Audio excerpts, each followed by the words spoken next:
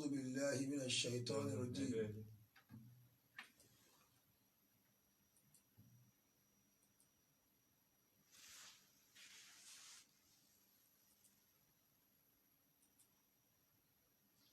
أعوذ بالله من الشيطان الرجيم. بسم الله الرحمن الرحيم. إن الحمد لله نحمده ونستعينه ونستهديه ونعوذ به من شرور أنفسنا ومن سيئات أعمالنا. من يهده الله فلا مضل له ومن يضلل فلا هادي له. وأشهد أن لا إله إلا الله وحده لا شريك له وأشهد أن محمدا عبده ورسوله. إنما الأعمال بالنيات وإنما لكل امرئ ما نوى. ونصلي ونسلم على حبيبنا وقدوتنا ورسولنا محمد بن عبد الله وعلى آله وصحابته ومن والاه. آمين. Àkí gbogbo àwọn ẹ̀yin èèyàn wa jákèjádò gbogbo àgbáńlá ayé ibi tẹ́ ẹ ti ń gbọ́ wa báyìí. Ibi àkóǹgbẹ ètò yín ètò wa ètò àbàtà àlìjẹ́nà ta tí à ń pè ní Rawdatul Janna àbàtà àlìjẹ́nà tí Alhaji wa Mashood Mustapha MM olóríire àgbáyé tí wọ́n san owó rẹ̀ tí wọ́n gbé kalẹ̀ pé ká máa fi ṣe gbogbo ayé láǹfààní kó máa jẹ́ ẹ̀san rí àti ládàá fún àwọn ìyá wa Alhaja Hasanat Alárápé Àyìnkẹ́ Mustapha Alhaja Mistress ìyá olóríire ìyá tó bí àwọn ọmọ dáadáa kalẹ̀. Ìyá yìí náà táwọn yìí ìyá yìí náà ló bí Alhaja wa Rashida Idris Mustapha. Ìyá yìí náà ló bí Barrister Abdulhakimi Mustapha San elérìírí àgbáyé ọmọ dáadáa fóbi àbúrò dáadáa fẹ́gbọ́n Alhaji wa Barrister Abdulhakim Mustapha San ọlọ́wọ́ rẹ̀ Alhaji wa Abdulkabir Mustapha àti Alhaji wa Alfanla Mustapha àtàlájà wa Manzurat Agunbíadé Mustapha àtàlájà wa Fausat. Àwọn ọmọ ìyá yìí nù mẹ́jẹ̀ẹ̀jọ tó fi wá lórí Jagaban Honorable Mashood Mustapha MM aláníyàn rí ìyẹn dáadáa. Ọlọ́dàkùn gbogbo yín pátá látòkèdókè ọlọ́mọdé rí àdánwò kankan lẹ́yìn ikú ọmọ yín kó wá jẹ́ kí ẹ̀mí àwọn bá wa gbà. Alhaji wa Wali Mustapha ọlọ́jẹ́ ogun fún wa dáadáa pẹ̀lú àlàáfíà ara sí má fi yín àdánwò fún wọn. La hawla wala quwwata illa billah. Èmi ọmọ ìyá yín ọmọ yín àbúrò yín ọmọ kéwò yín láti Àgbàjì Ahmed Labib Al-Argbaji ni mo fẹ́ máa mú ìsítí níwọ̀n bá wá sí etí gbọ́ wa káàkiri gbogbo àgbáńlá ayé lórí ètò wa àbàtà àlìjẹ́nà tí Alhaji wa Mashood Mustapha tí wọ́n san owó rẹ̀ níwọ̀n bá àsìkò tí a ní. Kí ni a fẹ́ bára wa sọ ní àárọ̀ yìí? Wọn náà níbi tọ́lọ́run ti ń bá Ànábì wa sọ̀rọ̀ Muhammad sallallahu ta'ala alayhi wa sallam. Ọlọ́run wa qada rabbuka a'udhu billahi minash shaitanir rajim bismillahir rahmanir rahim.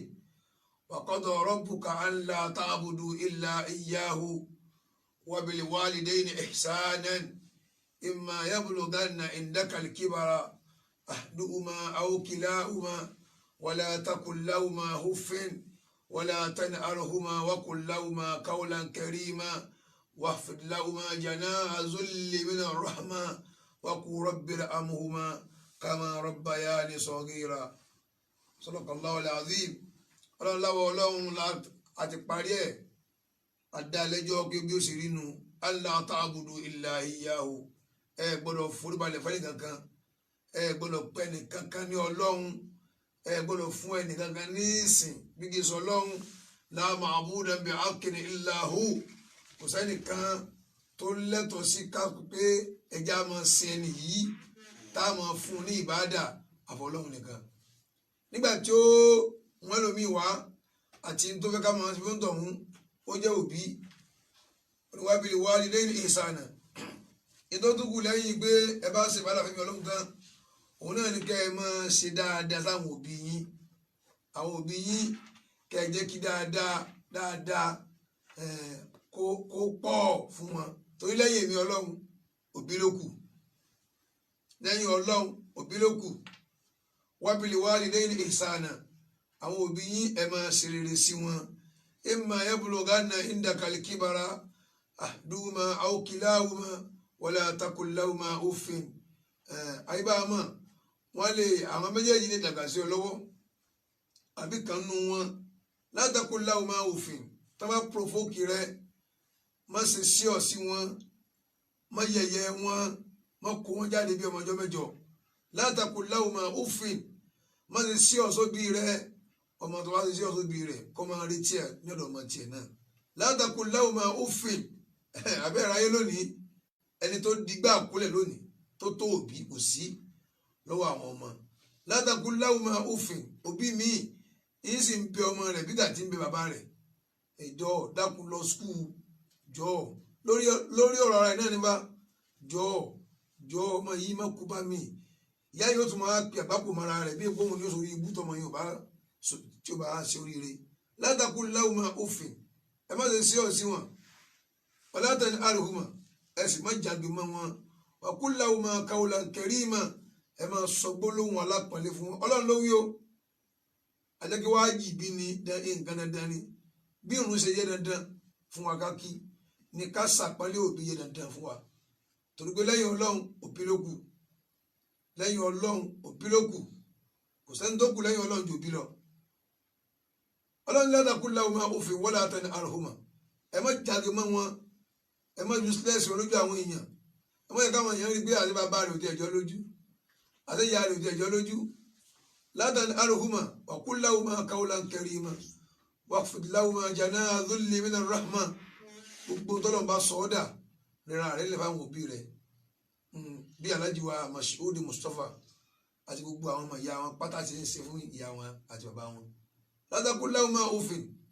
má ṣe sí ọ sí wọn má ṣe pé kí lè fẹ́ ṣe fún mi má ṣe fún wọn wọ́n ti wà bákan rí táwọn ń tọ́ ẹ táwọn ń mójútó ẹ nígbà tó wá dìbò ṣe dà tán tó ṣe wọn pa o ti lówó lọ́wọ́ o ti di sójà o ti di navy o ti di báńkà ìwọ lọ̀gá ibi iṣẹ́ ìwọ ni ìmáàmù gbogbo ìlú ìwọ ni àáfàá gbogbo àgbáyé ìwọ ni lọ́ọ̀yà ìwọ làdájọ́ o ti di gọ́fúnà o ti di pírẹsidẹ́ǹtì la taqul lahuma uffin wala tanharhuma sì má jágbe mọ́ wọn wa qul lahuma qawlan karima ọ̀rọ̀ tó dáa ni kò máa sọjá lẹ́nu sí wọn waqfid lahuma janaha dhulli minar rahma gbogbo ń tó bá dà láyé ní nǹkan rẹ̀ gbogbo ń tó bá dà láyé ní nǹkan rẹ̀ waqfid lahuma janaha dhulli minar rahma ìyá apá rẹ̀ lẹ̀ fún wọn tẹ́ ẹ bá délé Mashood Mustapha bó wọlé Abdul Hakimi SAN tó bá wọ bẹ́ẹ̀ tó bá yẹ pé téèyàn nílé yìí fi gbọ́dọ̀ bí wọn àwọn eléyìí kò yẹ kí ìyá wọn àbáwọn kó lè rí wọn bá sọ̀rọ̀ wọn láyé pẹ̀lú bẹ́ẹ̀ la ilaha illallah ẹ rò pé ìyàwó ẹ̀mẹ̀mù ni ìyá rẹ̀ ni wọ́n fẹ́ràn ara wọn ẹ rò pé ìyàwó ajá kíìmù ni ìyá rẹ̀ ni wọ́n fẹ́ràn ara wọn wọ́n lè gbà fún wọn wọ́n lè tẹríba fún wọn tí wọ́n sì gbogbo tí wọ́n ní yìí náà ẹ mọ̀ rí pé wọ́n gbéra wọn sábẹ́ ìyá yìí náà ni ẹ mọ̀ rí pé abẹ́ bàbá yìí náà ni wọ́n gbéra wọn sí wala tanharhuma wa qul lahuma qawlan karima waqfid lahuma janaha dhulli minar rahma ọlọ́run ní gbogbo ń tẹ́ bá dà láyé ẹ wo tọ́lọ́run ti bá wọn tá a wí ilé Mashood Mustapha àdúgbò kan ni odidi àdúgbò kan ni ọlọ́run fún tí ẹ bá wọnú ẹ ọjà síìtì méjì pọ̀ ni síbẹ̀síbẹ̀ náà kò ríra rẹ̀ pé òun jẹ́ kankan lọ́dọ̀ àwọn òbí rẹ̀ kò ríra rẹ̀ pé òun jẹ́ kankan lọ́dọ̀ àwọn òbí rẹ̀ ó tẹ́ríba fún wọn waqfid lahuma janaha dhulli minar rahma wa qul rabbi irhamhuma kama rabbayani saghira àyíbá wa mọ̀ wọ́n lè wá tí wá padà lọ́dọ̀ ọlọ́run àwọn méjì ti lè kú sọ pé ọlọ́run o rabbi irhamhuma bá a máa ṣàánú àwọn òbí mi kama rabbayani saghira báwọn méjèèjì ṣe ṣàánú mi tán kẹ́mi kékeré ṣe rí i pé àwọn tó dàdú ebó kú ọlọ́run ló wí fúnra rẹ̀ báwọn ó kàn láwọn sísítẹ́ẹ̀mù tàbí ṣàdúrà fókù ni dandan ni ká ṣàdúrà fókù wa túláàsì ní kásàdúrà fókù wa bẹ́ẹ̀ bá wá jẹ́ni tí bá máa ń yapa òbí ẹ̀ tí ó máa tako òbí ẹ̀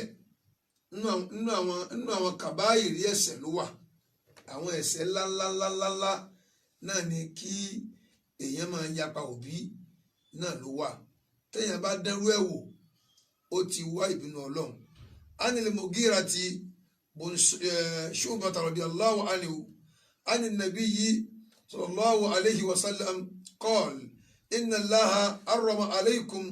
uquqa al-ummahati wa wahada al-banati wa mani'a al-wahati wa kariha lakum qila wa qala wa kathrata as-su'ali. Ó ní Ànábì ní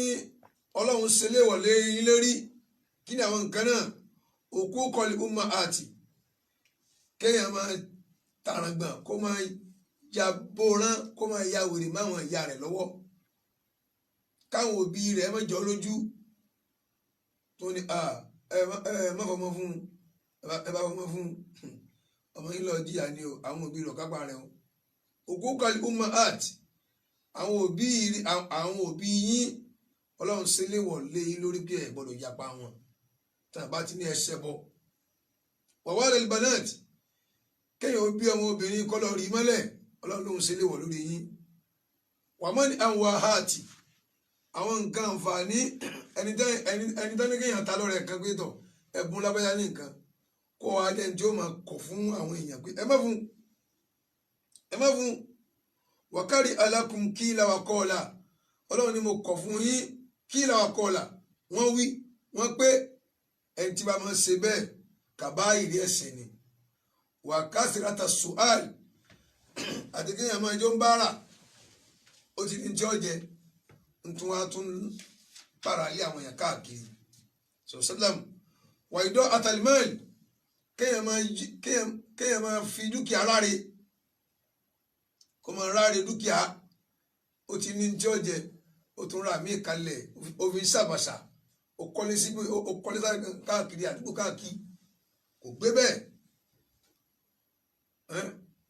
gbogbo àwọn kókó wa ń hù káàkiri àwọn mọ́tò ń bẹ́nu gbà jaburata ìdọ́ àtìlmáì wa an Abi Bakrata radiyallahu anhu qala rasulullahi sallallahu alayhi wa sallam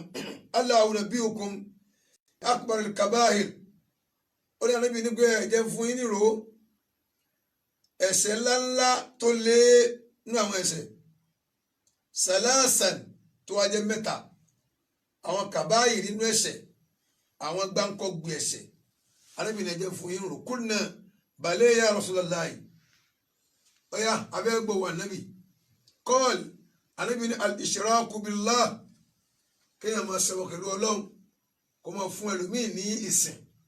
kó máa lọ pẹran fún kankan bí à ń dú ẹran síbi irin kéèyàn ní Ògún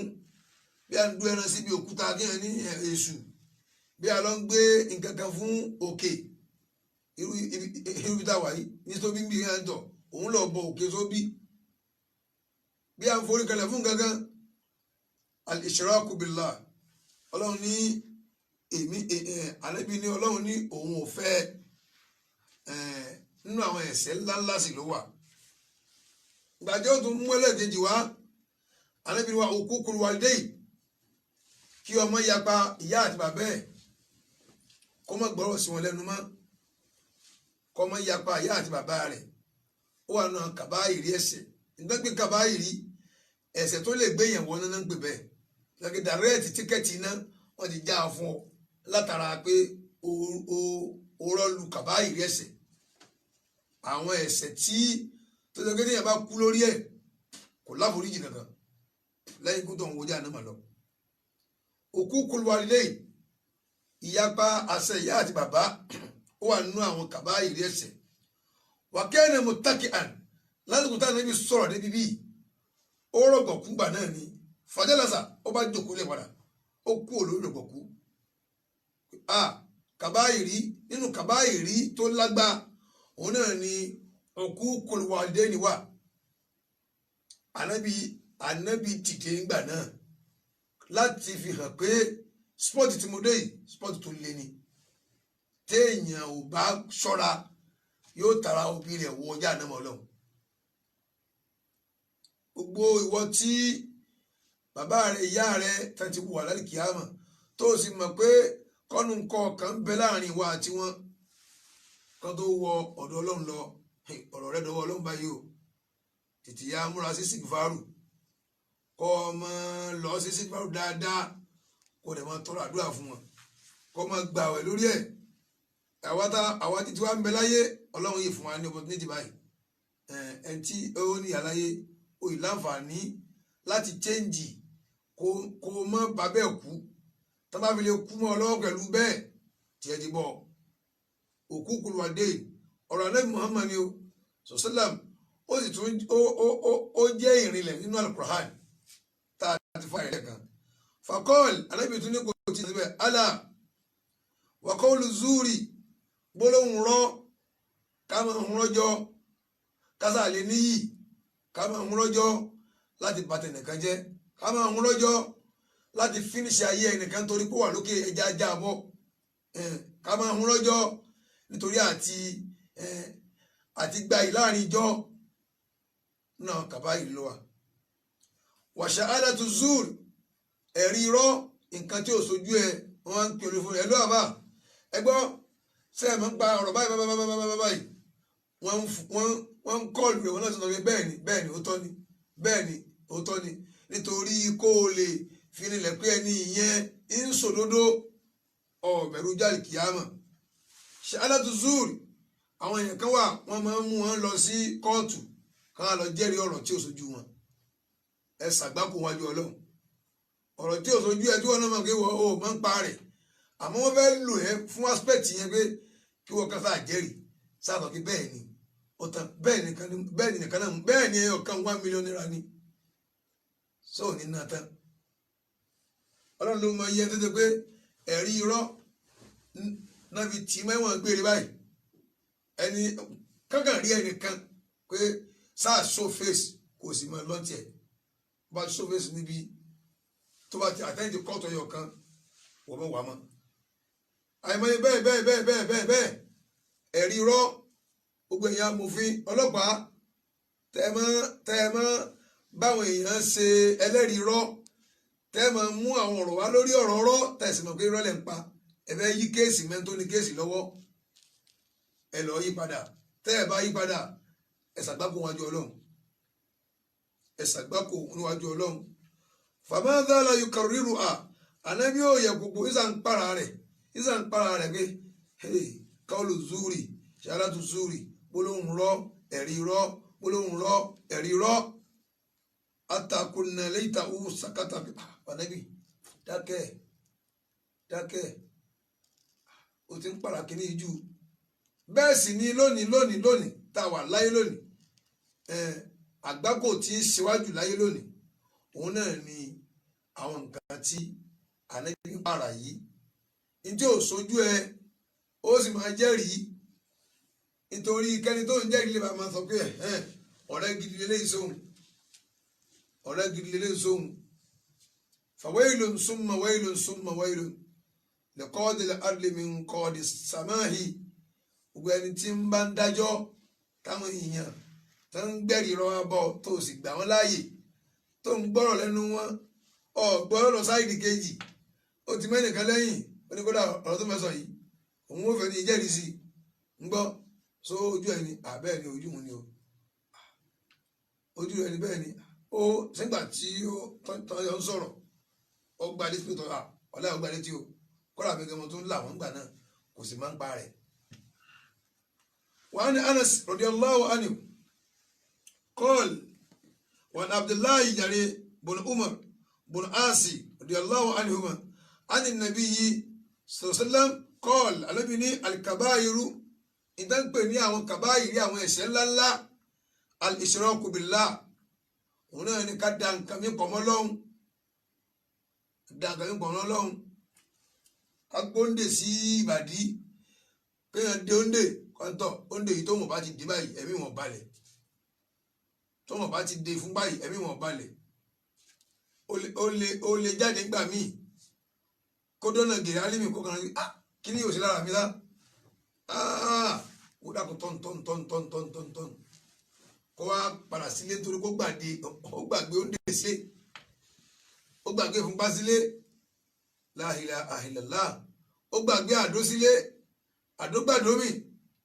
ó wá padà nítorí àdó ọba tí ọba ààrẹ ò sí níbi tó wà wọn ni tó fi sọ pé kó padà lọ má dò rẹ̀ nílé ó túmọ̀ sí pé àdó ni ó sọ ẹ lọ òun ni ó sọ ẹ bọ̀ mina shiriki al-ishraku billah wa uququl walidayni gbàtà nàbí ó tún kà á tí ó ka ẹlẹ́ẹ̀kejì náà kàbáyìrí lẹ́yìn pé kéèyàn má dà nǹkan pọ̀ mọ́ òun pé ń bá dà nǹkan pọ̀ mọ́ òun ó dẹlẹ́bọ̀ nígbà tí ó tún mú mi wá tí ó fi tẹ̀lé al-ishraku billah in tó fi tẹ̀lé náà ni uququl walidayni ìyapa ìyá àti bàbá kẹ́lẹ́ mọ bó ṣe tó nígbà tọ́lọ́hún tó yanjú ìwọ̀ tí ń bẹ láàrin rẹ̀ séèyàn tán tó jẹ́ kẹ́ ẹ máa lára yín pé ẹ má débi yìí o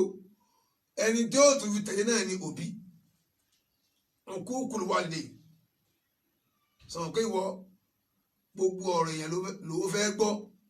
àmọ́ ọ̀rọ̀ ti òbí rẹ̀ ìmọ̀ àrùn létí rẹ̀ ni táwọn èèyàn bá ń bọ́ sọ̀rọ̀ ó máa ń gbọ́ àmọ́ tóbi rẹ̀ bá sọ ò fẹ́ gbọ́ wọn ni sóòtì àfẹ́ gbọ́ òun rárá mọ́ ni àní ẹ mọ̀ bá bẹ́ẹ̀ tí báwọn sọ̀rọ̀ yẹn inú ń bí ọ bí òbí rẹ̀ ṣe ń bọ́ sọ̀rọ̀ ó ti dà irú ará abi tó jẹ́ ó ti fi hàn báwọn ọmọ Jahannama ló jẹ́ ọmọ Jahannama náà ló jẹ́ pé alibẹ́sẹ̀ ń sọ̀rọ̀ yẹn sẹ́ ohun yín tẹ̀ mọ́ ohun yín máa ń rùn létí òun ni òun ìfẹ́ gbọ́ òun yín rárá torí ẹ̀ tọ́hun kílẹ̀ ṣe fóun kí ni nǹkan tẹ́ ṣe fóun kílẹ̀ lè prove pé ẹ fi jẹ́ òbí lórí òun ẹ̀rọ òun ní skul náà gbogbo tóun dà yí òun lòun dà fúnra òun náà al-ishraku billahi wa uququl walidayni bẹ́ẹ̀ náà ni ànábì wí níṣẹ́jú ayá yìí a tún fi àsìkò yìí a fi ń rántí a sì fi tún ṣàdúrà fún alájà wa Hasanat Alárápé Àyìnkẹ́ alájà mistress Mustapha alájà wa Mustapha